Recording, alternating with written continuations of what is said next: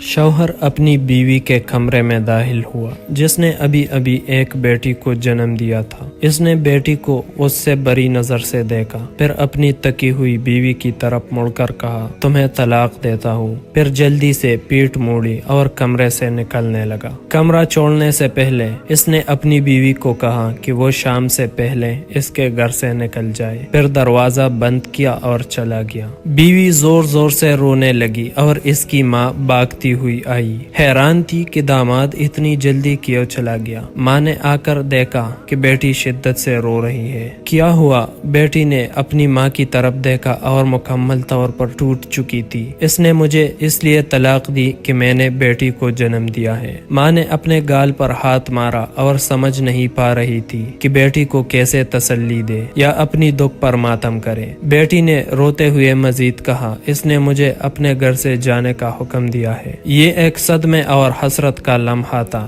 آخرکار وہ اپنی بچی کو گود میں اٹھائے اپنی ماں کے سہارے گھر سے نکل گئی۔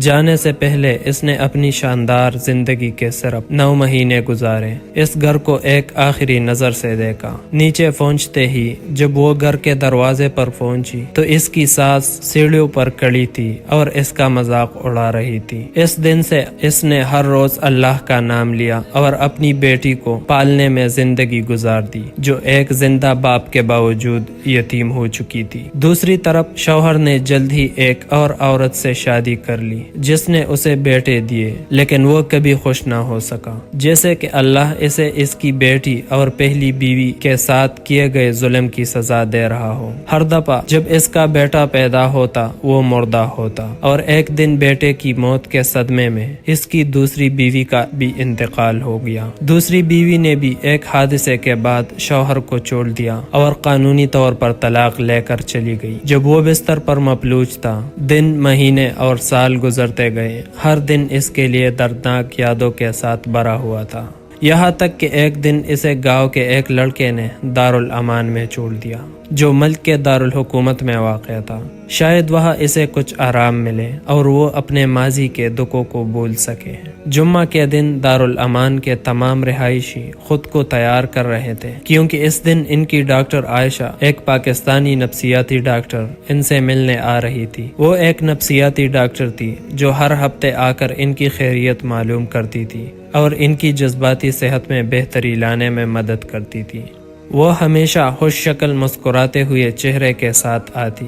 ہاتھ میں ایک بڑی پلیٹ ہوتی جس میں ان کے ہاتھ کے بنے کوکیز ہوتے، جو وہ خاص طور پر دارالامان کے بزرگوں کے لیے لاتی تھی۔ سب لوگ خوشی سے ان کے گرد جمع ہو جاتے، ہنستے مسکراتے اور وہ بھی ہنستی۔ لیکن وہ آدمی جو کچھ دور بیٹھا تھا ان سب کو دیکھ رہا تھا۔ ڈاکٹر عائشہ نے اسے دیکھا اور اس کے پاس چلی گئی۔ یہ لے، یہ میں نے خود بنایا ہے، آپ نئے لگتے ہیں یہاں۔ آدمی نے کچھ نہیں کہا اور بس انہیں غور سے دیکھنے لگا، جیسے وہ انہیں پہچاننے کی کوشش کر رہا ہو۔ کیا بات ہے؟ کیا آپ کو کسی مدد کی ضرورت ہے؟ اگر کچھ آپ کے دل میں ہے تو بتائیں، میں آپ کی مدد کر سکتی ہوں۔ کیا آپ کے بچوں نے آپ کو دکھ پہنچایا؟ وہ بوجھل زبان اور بوجھل دل سے بولا، نہیں، میں اکیلا رہتا ہوں۔ ڈاکٹر عائشہ نے نرمی سے ان کے کندھے پر ہاتھ رکھا، میں معذرت خواہ ہوں۔ پھر وہ ایک لمحے کے لیے سوچ میں ڈوب گئی۔ ان کی آنکھوں میں آنسو آ گئے۔ لوگ سمجھتے ہیں کہ میں یہاں صرف ان کی مدد کرنے آتی ہوں، لیکن حقیقت میں اپنی مدد کے لیے آتی ہوں، کیونکہ میں ایک یتیم ہوں۔ میرے والد نے میری ماں کو بہت پہلے طلاق دے دی تھی۔